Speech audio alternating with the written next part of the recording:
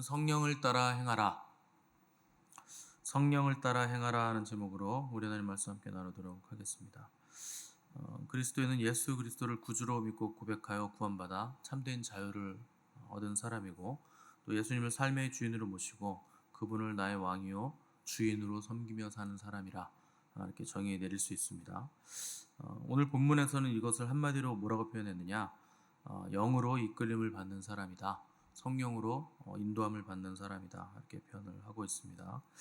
바울은 로마서 8장에서도 누구든지 그리스도의 영이 없으면 그리스도의 사람이 아니라 라고 했고, 또 고린도전서에서는 육에 속한 사람은 하나님의 성령의 일들을 받지도 않고 알지도 못한다 말을 했습니다. 또 유다서 1장에 보면 육에 속한 자들은 성령이 없는 자들이라 이렇게 기록을 하고 있습니다. 그러니까 그리스도의 영이 없으면 그리스도의 사람이 아니라는 거죠. 그래서 사람을 세 가지 유형으로 나눌 수가 있는데, 육에 속한 사람이 있고, 또 영에 속한 사람이 있고, 또 육적인 사람으로 이렇게 세 가지로 나눌 수가 있습니다. 육에 속한 사람은 하나님을 믿지 않는 사람, 그러니까 자연인 상태를 말하는 거죠. 그러니까 아기가 이렇게 딱 태어났을 때는 하나님을 안 믿잖아요. 누구도 태어나면서 하나님 믿는 사람은 없습니다. 그래서 태어났을 때의 상태, 자연인의 상태를 우리가 육에 속한 사람이다 이렇게 얘기하는 거죠. 육에 속한 사람은 세상에 속한 사람이고, 엄밀하게 말하면 마귀에게 속한 사람이죠. 세상 질서를 따라가기 때문에. 또 마음이나 생활이 육체가 좋아하는 대로 지배받고, 또 이 세상에 있는 것들을 쫓아가면서 세상 것들을 추구하고 사랑하는 사람을 우리가 육에 속한 사람이다 얘기를 합니다. 이들의 근심은 항상 무엇을 먹을까, 무엇을 마실까, 무엇을 입을까, 여기에 집중되어 있고, 에베소서 2장 보시면 바울이 이런 사람들에 대해서 이 세상 풍속을 쫓고 공중의 권세 잡은 자를 따르는 사람들이라 이렇게 표현을 했습니다. 육에 속한 사람은 영에 속한 일들을 알 수 없고 관심도 없죠. 또 하나님의 사랑도 필요 없고, 또 구원도 필요 없고, 예수 그리스도도 필요성을 느끼지 못하게 됩니다. 그래서 성경을 읽어도 원래 읽지도 않지만 읽어도 온통 다 허구로 가득 차 있는 신화 같은 얘기로 성경을 읽게 돼 있고, 그래서 예수님께서 죄를 대신 지시고 십자가에서 죽으셨다는 것이 이해가 안 되죠. 그들의 상식선에서는 말도 안 되는 얘기이기 때문에, 또 인간을 지은 신이 자기가 지은 인간을 위해서 죽는다, 그런 신이 어딨냐, 앞뒤가 안 맞는다 이렇게 생각을 하는 거죠. 그래서 바울이 아그리파 왕 앞에서 예수 그리스도의 죽으심과 부활을 증언했는데, 그때 로마 총독 베스도가 바울 보고 미쳤다 그랬습니다. 네가 너무 많이 공부해서 네 많은 학문이 너를 미치게 한다 이렇게 경악을 했는데, 죽었던 인간이 어떻게 살아나며 또 하나님이 어떻게 인간이 되느냐, 이런 일들을 다 이해를 못한다는 거죠. 근데 영에 속하지 않고 육에 속했기 때문에 눈이 안 열리는 거죠. 그래서 음악이 들리지 않으면 춤을 못 춥니다. 귀가 열리지 않으니까 들리지 않는 것이고, 눈이 열리지 않으니까 보이지 않는 거죠. 그래서 어떤 사람들을 우리가 이렇게 논쟁을 통해서 예수님을 믿게 하시는 분들이 있는데, 그거는 굉장히 위험하고도 어리석은 일입니다.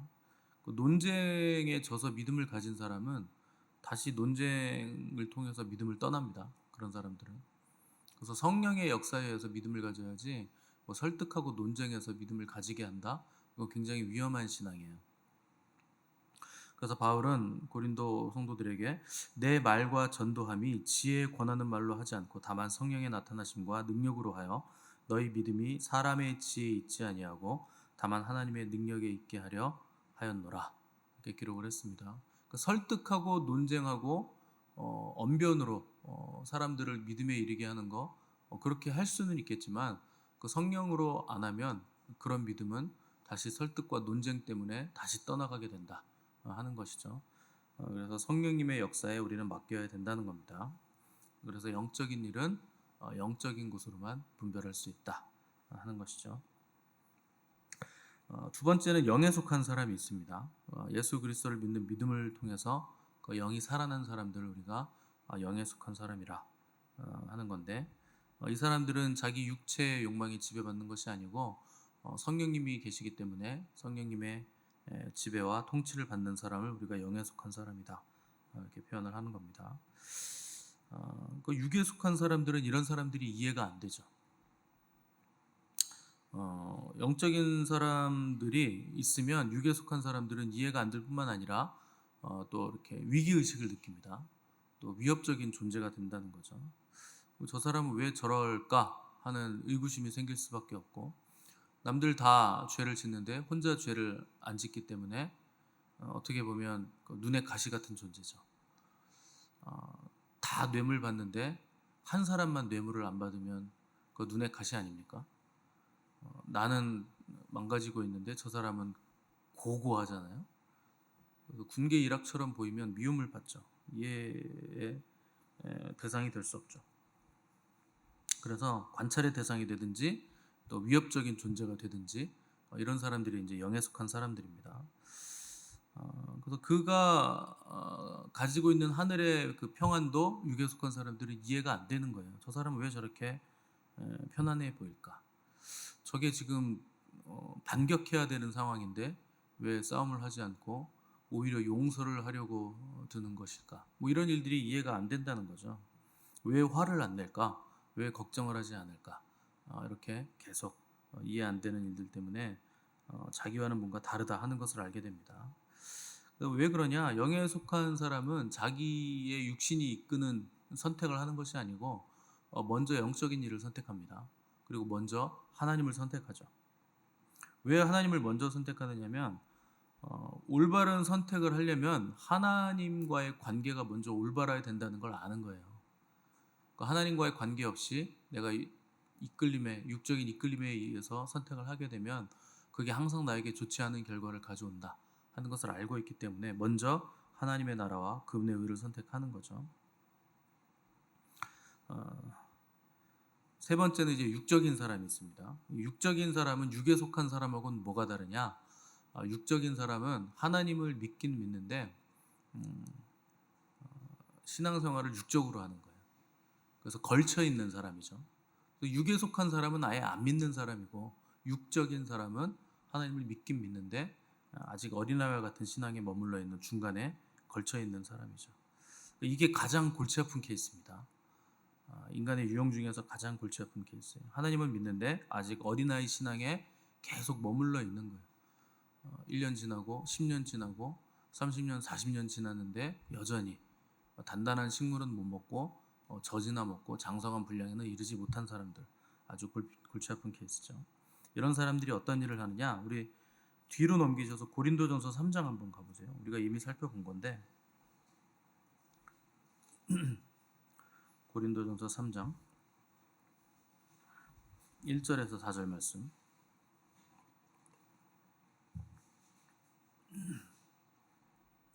(1절에서 4절) 우리 한번 읽어보겠습니다. 시작. 형제들아, 내가 신령한 자들을 대함과 같이 너희에게 말할 수 없어서 육신에 속한 자 곧 그리스도 안에서 어린아이들을 대함과 같이 하노라. 내가 너희를 젖으로 먹이고 밥으로 아니하였노니 이는 너희가 감당하지 못하였음이거니와 지금도 못하리라. 너희는 아직도 육신에 속한 자로다. 너희 가운데 시기와 분쟁이 있으니 어찌 육신에 속하여 사람을 따라 행함이 아니리요. 어떤 이는 말하되 나는 바울에게라 하고 다른 이는 나는 아볼로에게라 하니 너희가 육의 사람이 아니리요. 아멘. 뭐 이미 우리가 살펴본 구절이지만 다시 한번 리마인드 해보시면 좋은데, 바울이 고린도 교회에 처음 복음을 전했을 때 그들이 이제 갓 태어난 어린아이와 같은 수준이었기 때문에 어린아이 수준으로 대했다는 겁니다. 근데 시간이 지금 많이 지났는데 여전히 그들이 어린아이 수준에 머물러 있더라는 거예요. 영적인 열매가 나타나야 되는데 세속적인 열매들이 고린도 교회를 통해서 계속 나타나는 것을 보면서 너희는 아직도 어린아이 수준에서 벗어나지 못한 육적인 신자들이다 하는 책망을 한 거죠. 육적인 신자라는 증거가 이제 3절과 4절에 나와 있습니다. 시기와 분쟁과 파당의 문제가 나타났다. 이게 육적인 신자들의 전형적인 모습이에요. 육적인 신자라는 건 결국 성장하지 않았다는 겁니다. 태어나긴 했는데 자라나지 않았다. 당연히 복음 처음 들으면 갓난 아기와 같겠지만 시간이 오래됐는데 여전히 육적인 반응을 보이는 거, 이건 심각한 문제가 된다는 거죠. 아이가 처음 말하면 여러분 기쁨이 되잖아요. 엄마라는 말을 하든가 아빠라는 말을 처음 하면은 그렇게 기쁘다고 하는데, 근데 30년, 30살이 됐는데 아직도 엄마하고 아빠밖에 못하면 가슴에 비수가 꽂히죠. 엄마 아빠를 말할 때마다 너무 가슴이 아프겠죠. 그 바울이 지금 마음이 이런 거예요. 자기가 영적으로 낳은 자녀들이 처음에 낳았을 때 너무나 기쁘고 좋았는데 시간이 지났는데 아직도 어린아이. 그러면 이제 뭔가 심각한 문제가 있는 거죠. 자라나지 못하고 심각한 장애가 생긴 걸 알게 됐다는 거죠. 그 부모의 가슴을 찢어 놓는 겁니다. 그게. 근데 지금 성도들이 자라나지 못했다. 아직도 어린아이 수준에 머물러 있었다. 어린아이의 특징은 뭡니까?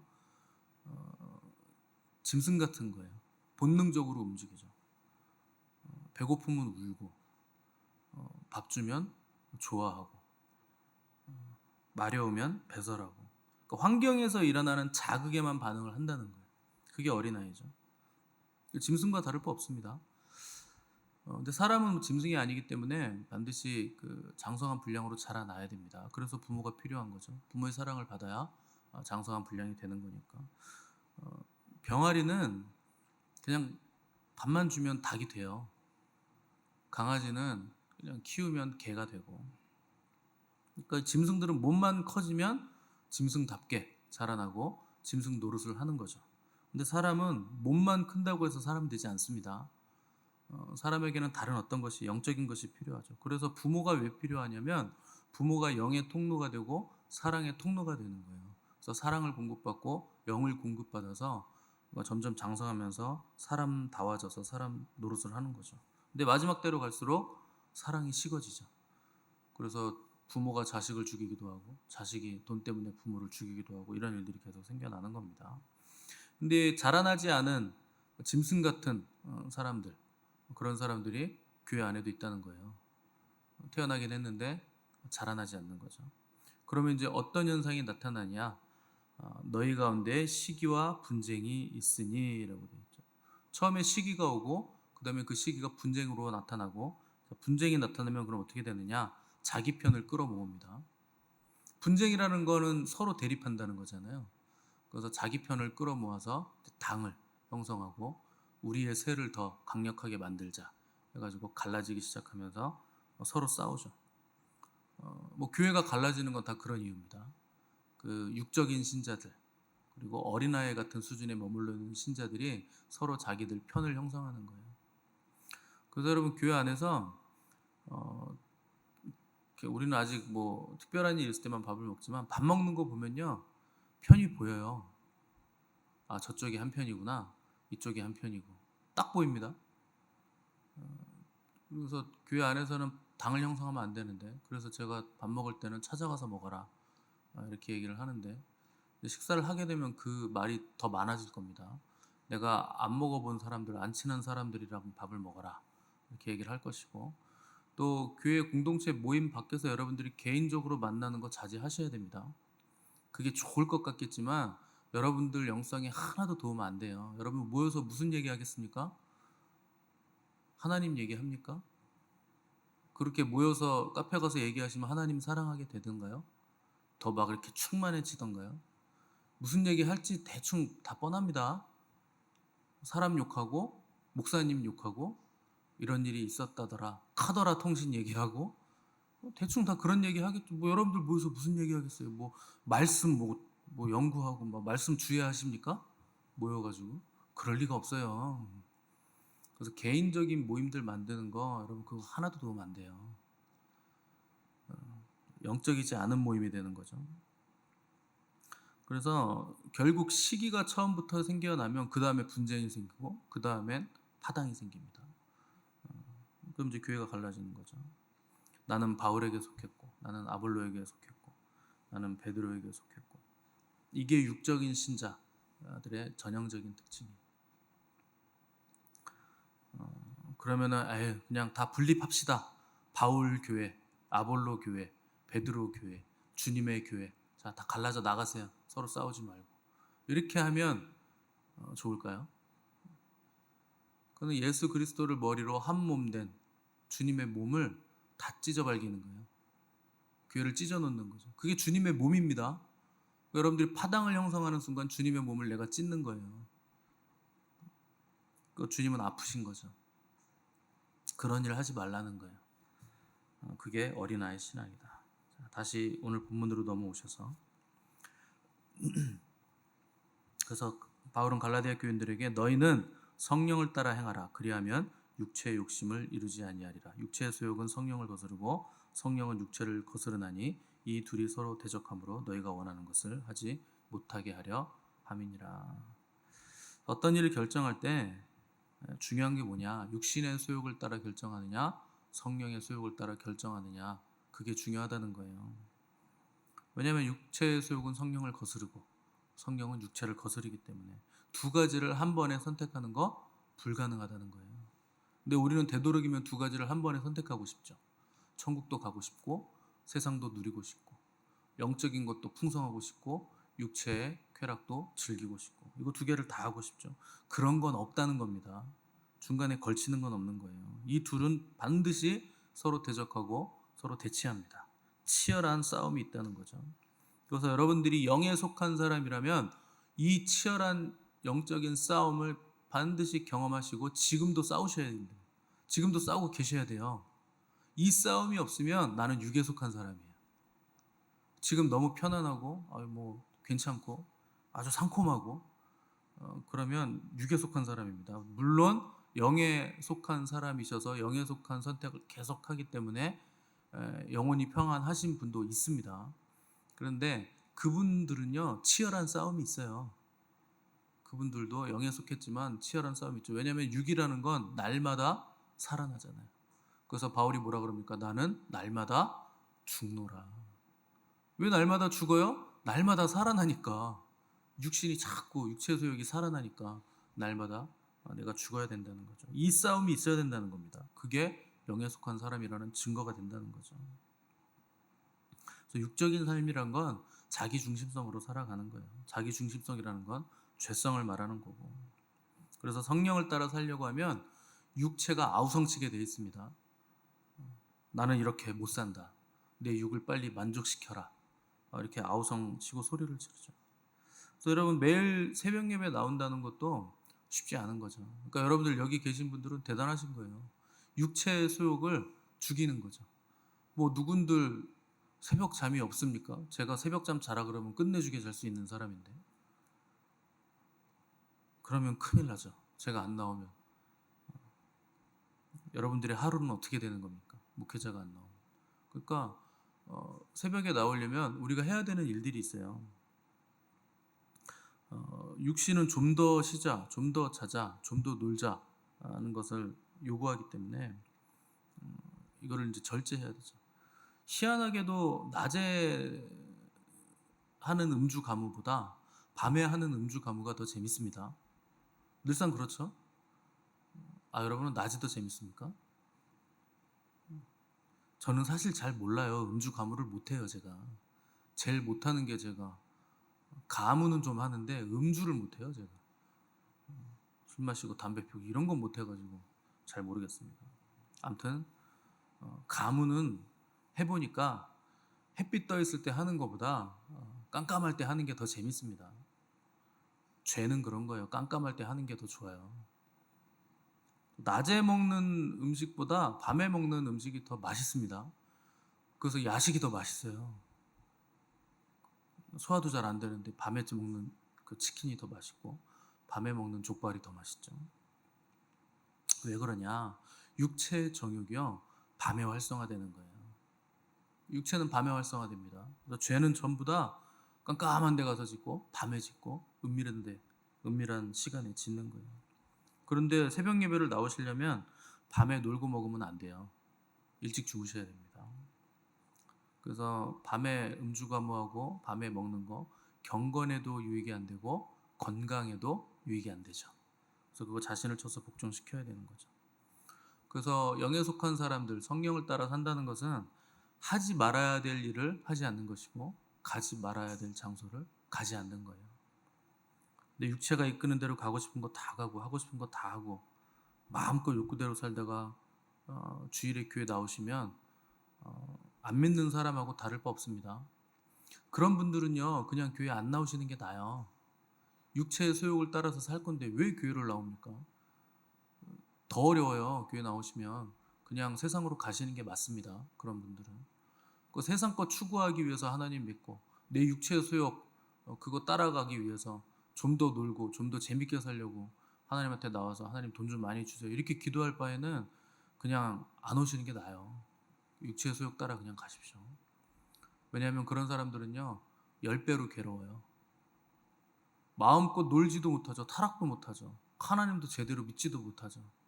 그리고 지옥 갈 바에야 뭐 하려고 교회를 옵니까? 실컷 놀고 지옥 가는 게 낫지. 원 없이 놀면은 원이 없잖아요. 그러고 지옥 가면 더 억울합니다. 아유 내가 이럴 바에야 그냥 하나님을 잘 믿을 걸 이런 얘기도 안 해요. 지옥 가서 뭐라 그러냐면 그냥 아싸리 그냥 확 놀고 올 걸 이런 생각이 들죠. 여러분 육체의 소욕을 따라가실 거면 그냥 가십시오. 남들 다 따라간다고 거기 어쩔 수 없이 끌려가면서 타협하며 갈 거면 그냥 전폭적으로 가는 게 낫습니다. 근데 영에 속한 사람들은 그렇게 안 사는 사람들이에요.